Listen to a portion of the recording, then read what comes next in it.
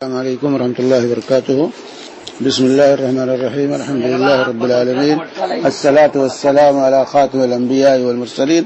وعلی آلہ وصحبہ اجمعین، اما بعد۔ ایک بہن کا سوال ہے کہ اگر فوت شدہ رشتہ داروں کو خواب میں دیکھیں تو کیا ان کے نام سے صدقہ کرنا چاہیے، اور کیا یہ ماننا صحیح ہے کہ فوت شدہ رشتہ دار کی اور ہماری روح آسمان پر ملتی ہیں، اس لیے وہ ہمیں خواب میں نظر آتے ہیں؟ تو اس سلسلے میں واضح ہونا چاہیے کہ فوت شدگان کو خواب میں دیکھنے کے سلسلے میں اس سلسلے سے کوئی کتاب و سنت میں کوئی ایسی تعلیم نہیں ہے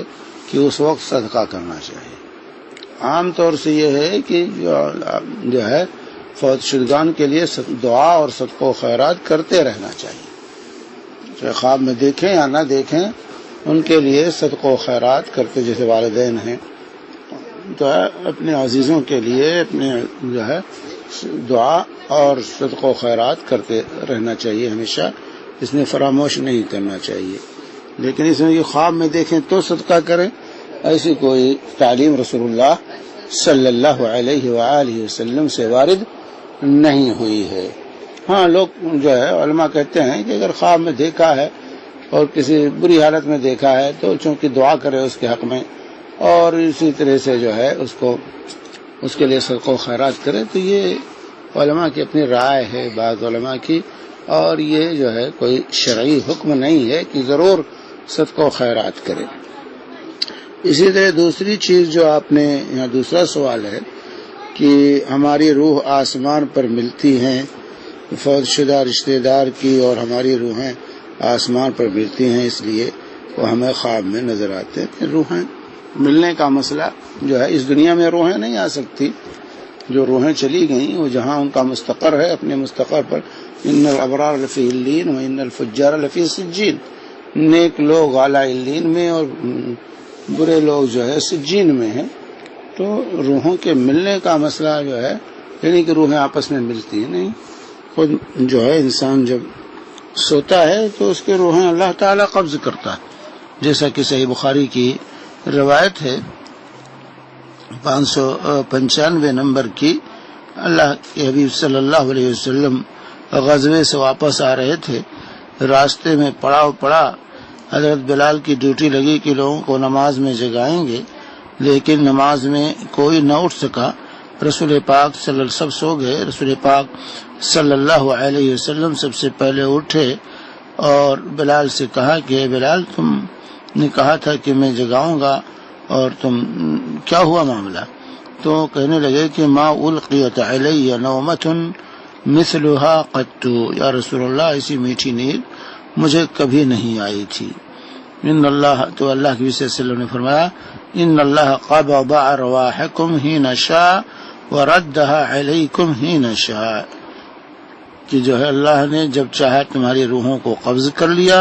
اور جب چاہا تمہاری روحوں کو لوٹا دیا۔ تو نیند میں بھی اللہ تبارک و تعالیٰ روحیں قبض کرتا ہے، اور جب بیدار ہونے کا وقت ہوتا ہے اس وقت اللہ روحوں کو لوٹا دیتا ہے۔ تو روحیں اللہ تعالیٰ قبض کر، جیسے کہ اللہ تعالیٰ سورہ زمر میں فرماتا ہے، آیت نمبر 42 کے اندر،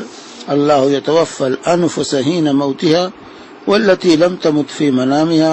فيمسك التي قضى عليها الموت ويرسل الأخرى إلى أجل مسمى إن في ذلك لآيات لقوم يتفكرون،